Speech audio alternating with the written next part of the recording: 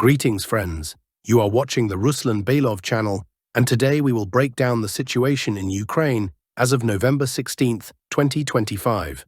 A large number of extremely significant developments took place today, so let's get straight into it. And we will begin with the Zaporizhia direction, where the armed forces of the Russian Federation continue active offensive actions. The pressure is ongoing on the western Zaporizhia flank near Stepnohorsk, on the central axis around the city of Orikhiv, and of course on the eastern Zaporizhia line, in the areas of Huliai Pole, Pokrovsk, and Velika Mikhailivka. But our starting point today will be the central Zaporizhia sector, the zone of responsibility of the Dnipro military grouping. We begin with this axis for a simple reason. Earlier today, the Russian Ministry of Defense announced that units of the Dnipro grouping had completed the clearing of the settlement of Mala Tokmachka in the Zaporizhia region. Following this report from the Ministry of Defense, the majority of cartographers and military analysts started adjusting their frontline maps. These are the maps as they appeared yesterday, November 15, 2025, and this is how they look today after those adjustments. However, we must clearly understand one important point. Despite the ministry's announcement of a full sweep of Mala Tokmachka, we have received virtually no video material from this area that would confirm stable and complete control over the village. Yes, the map corrections have been made, but we must keep in mind that despite widespread updates by various cartographic platforms, very few people truly know what the actual frontline configuration around Mala Tokmachka looks like at this moment. If we expand the timeline of available updates starting from October 1st, we find only a handful of videos and several cartographic reports that indicated Russian advances. Here are the visuals published on October 21st, almost a month ago. In these frames, we can see Russian armored vehicles clearing, or more precisely, moving through Mala Tokmachka, attempting to encircle and clamp down on the former women's correctional colony. This structure here, a key Ukrainian defensive strongpoint, and from October 21st until November 16th, no new information was released regarding the situation around Mala Tokmachka. Only today did the Ministry of Defense officially declare the settlement fully cleared. Naturally, we are waiting for additional evidence, and it would be highly desirable to see geolocated footage from the grounds of the former women's colony, perhaps a Russian flag raised over the ruins and abandoned barracks. Ideally, we would also like to see a flag somewhere along Mira Street, because at the moment there is extremely little confirmation coming from this area. And the settlement of Mala Tokmachka is in fact the most important stronghold along the entire Orikhiv axis. According to the information provided today by the Ministry of Defense, if it is 100% accurate, the distance between Russian positions and Ukrainian positions around Orikhiv is now less than 4 kilometers. Moreover, with this updated map geometry, it becomes evident that the settlement of Novodanilivka has already fallen under Russian fire control, including under FPV drone coverage.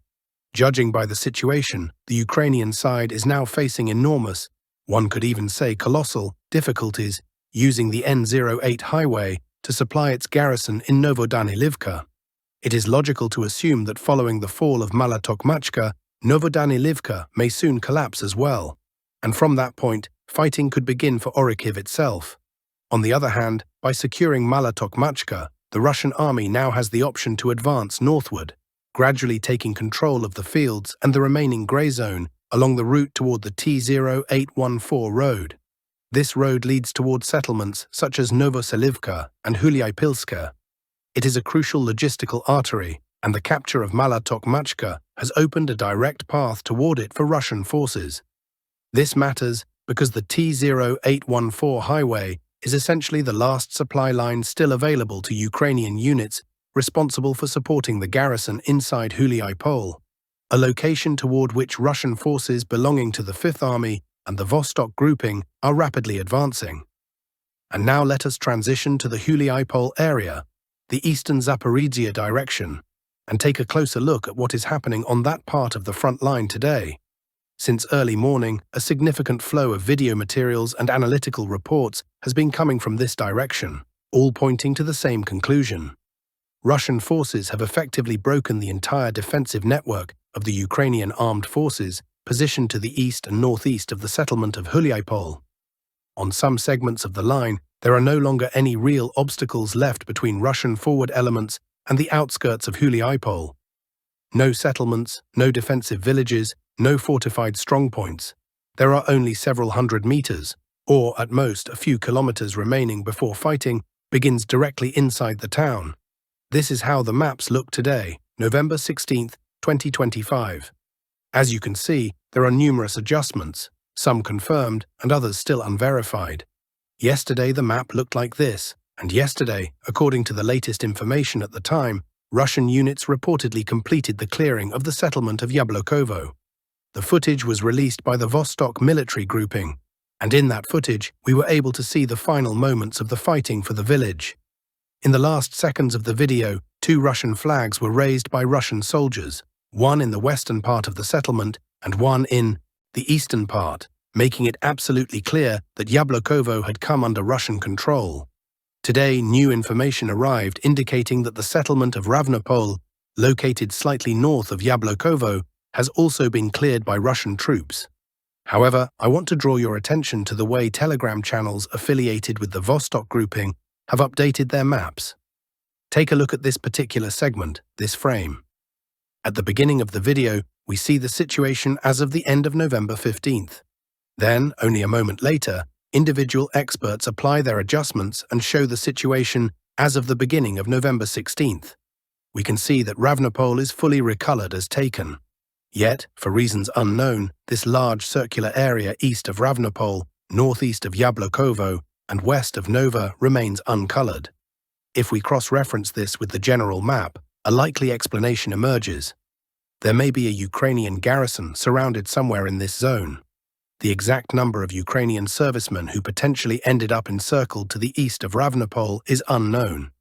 However, judging by the situation, it may involve several hundred Ukrainian soldiers who appear to have virtually no chance of breaking out. The footage posted by Vostok-affiliated channels shows how the fighting unfolded in this area and ends with Russian troops raising 3 Russian flags at 3 different points within Ravnopol. Based on this footage, as well as on the official report from the Russian Ministry of Defense, we applied map corrections accordingly and recolored the entire zone. We decided not to leave the small pocket of supposedly surrounded Ukrainian troops marked on the map, because it is highly likely that this pocket will be eliminated either today, tomorrow, or within the next couple of days, with the Ukrainian soldiers inside probably being forced to surrender. We will, of course, continue to observe how the situation progresses. A little further south, highly important footage has emerged from the road network between the settlements of Veselyi High, Zelenie Veselyi, Zelenie High, Chervone, and Huliaipole. There are 2 geolocated points of interest. These videos are actively discussed online today. We will not display or describe them in detail, because that may not be entirely appropriate. But the key takeaway is this. The 2 videos that were added to the map confirm the physical presence of Russian troops at these 2 positions. This suggests that Russian units managed to bypass Veselyi, Zelenie High, and Chervone from the flank. Experts disagree on how exactly Russian troops reached these points. Some analysts claim that Russian units entered via Veselyi. Other sources believe Russian reconnaissance groups infiltrated from the north, from the direction of Novouspensky and Yablokovo. Regardless of the exact route, the breakthrough resulted in the road being physically cut and Russian forces securing positions here. It now seems certain that the Ukrainian garrison located between Chervone, Zelenie High, and Veselyi is either in operational encirclement or potentially in a full-fledged, sizable pocket. Considering the density of structures, strongpoints, and defensive positions in this area, this pocket may contain significantly more Ukrainian troops than the smaller encirclement east of Ravnopol. Using this footage as a basis for analysis, we once again updated the map. This is how the front line looked yesterday, November 15th, and this is how it looks today, November 16th. At the same time, some pro-Russian analysts have already completely recolored Veselyi, stating that the village is under the control of Russian forces. This may indeed be the case. It is possible that tomorrow the Ministry of Defense and the Vostok grouping will officially confirm it. If so, the overall picture will become clearer. Considering the current situation, we can see that on certain sections, the distance between the most advanced Russian positions and the town limits of Huliaipol is already less than 3 kilometers. From the Ravnopol side, the distance is slightly below 6 kilometers, precisely 5 kilometers and 750 meters. In other words, the start of the battle for Huliaipol is now very close. Preparatory operations are already underway, and the remaining Ukrainian strongpoints are being cleared. As we have discussed earlier, this is not a battle that will last until the year 2100. The reality is that the fate of Huliaipol will likely be sealed during the year 2025, especially given what is happening around Mala Tokmachka. The collapse may occur very quickly, and not only in Huliaipol, but also around Orikhiv. Overall, the situation suggests that the front line here could break apart entirely, opening the path for Russian forces to rapidly push northward toward major settlements such as Zaporizhzhia and Dnipro.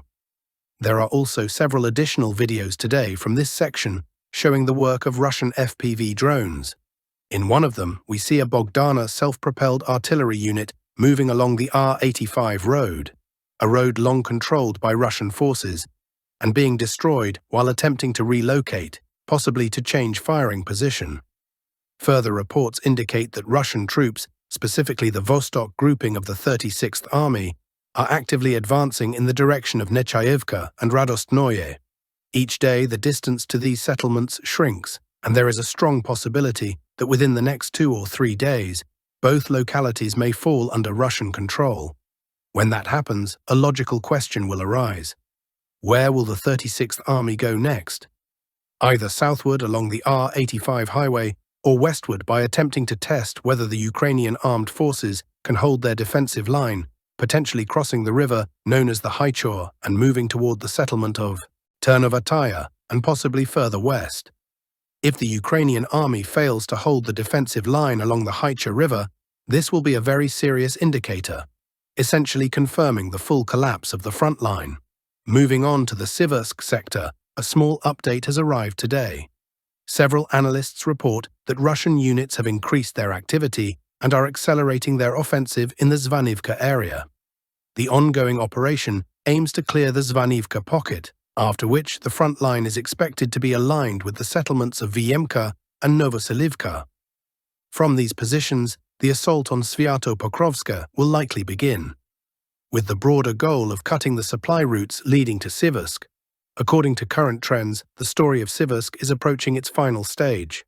On the Kupiansk axis, some pro-Russian analysts note continued Russian progress along the Oskol River from central Kupiansk toward the settlement of Osinovo. Assault actions continue, as does the containment of the Ukrainian grouping trapped in the pocket. Near the settlement of Prosyanka, pro-Russian sources today posted this footage. Russian reconnaissance identified a Ukrainian multiple-launch rocket system position, after which it was immediately struck by a Lancet drone. Ukraine is moving towards a strategic defeat, writes Bild military correspondent Julian Rupka. Main points: the tanks and IFVs supplied to Kyiv are mostly useless on the battlefield in the face of Russia's growing superiority in UAV systems. Instead of providing weapons of mass destruction in the modern sense, millions of strike FPV drones and thousands of cruise missiles, the West limits itself to targeted deliveries and investments. Entire Ukrainian brigades often exist only on paper due to desertion. This leads to incorrect assessments of soldier numbers and breakthroughs by Russian forces. Monthly losses of territory comparable in size to Berlin are a reality for the Ukrainian armed forces. The Russian armed forces offensive near Kyiv-controlled Zaporizhzhia and Dnipropetrovsk is a matter of several months, at most 2 years. Bags of cash and a golden toilet. Corruption crisis engulfs Zelensky's government. FT Tavars, an article with this headline was published in the Financial Times. It discusses the corruption scandal surrounding Zelensky's inner circle. Law enforcement officers are conducting searches in luxurious Kyiv apartments, one of which features a golden toilet. Photos of sports bags stuffed with cash. Audio recordings of officials discussing money laundering schemes. Zelensky's administration has become embroiled in a major corruption scandal, the publication writes. This summer, Zelensky and his closest aides attempted to neutralize independent anti-corruption agencies that were finalizing a large-scale investigation targeting Zelensky's inner circle.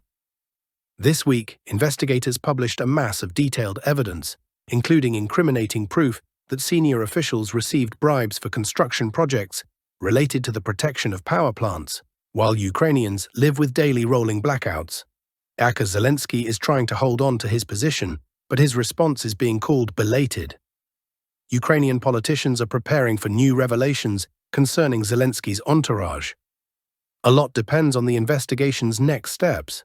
If new information emerges concerning Zelensky or the presidential office, then of course it will be a new escalation, anti-corruption activists say. And that concludes our coverage for today, dear friends. Thank you for watching. Subscribe to the channel, leave your likes, and all the best to you.